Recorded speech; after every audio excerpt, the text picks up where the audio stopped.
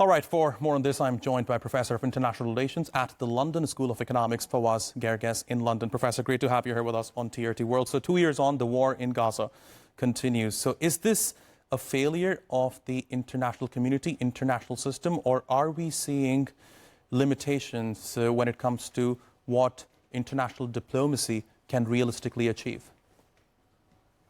Well, thanks for having me. I think it's complicity by the international community, the international system, with the Israeli government.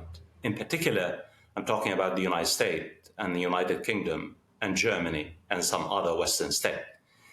Israel could not have done what it has done so far without the direct operational support by the United States and, to a lesser extent, by Britain and by Germany. Just today, as you know, we're discussing this particular topic, a major report came out today. The United States has provided Israel with $34 billion, $34 billion in the past 2 years. This is in terms of arms, in terms of ammunition, in terms of intelligence, operational support, not to mention the political protection that the United States has offered Israel at the Security Council. The United States has used 6 vetoes in the Security Council in the past 2 years to prevent the Security Council from passing a ceasefire resolution.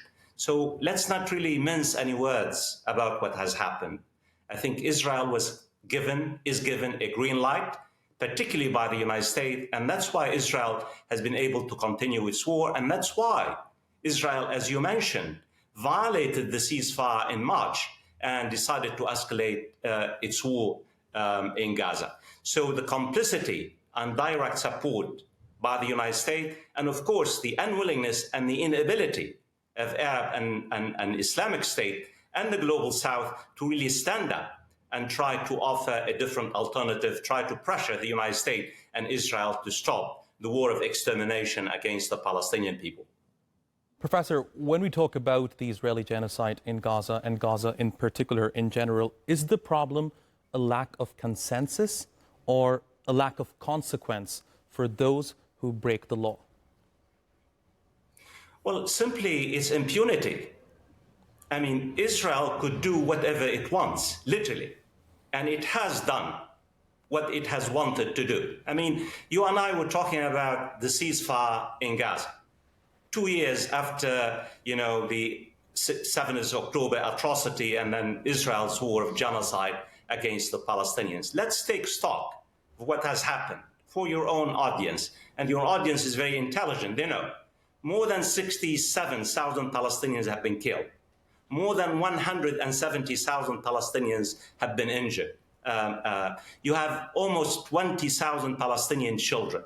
90% of the infrastructure in Gaza has been destroyed. The New York Times today reported that only 2% of cropland, agricultural land, is basically available for use for the people of Gaza. According to the World Bank, 98% of Palestinians will experience multidimensional poverty, regardless of when the war ends. And I know I've spoken for too long. Imagine 90% of the entirety of Gaza has been utterly destroyed, not to mention the universities, the schools, the clinic, the hospitals, and on and on and on. 50 million tons of rubble in Gaza.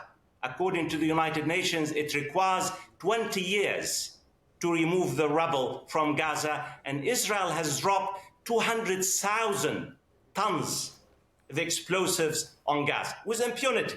Where's the international system? Where's the Security Council? Where's the United Nations? Where is the Arab world? Where is the Islamic world?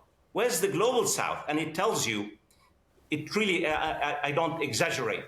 What we have seen now, this is the most dangerous moment in world history since the end of World War II in 1945, because the rules, the norms, they have been shattered to a million pieces, and now states like Israel and like Russia could do really whatever they want because the system itself no longer really functions.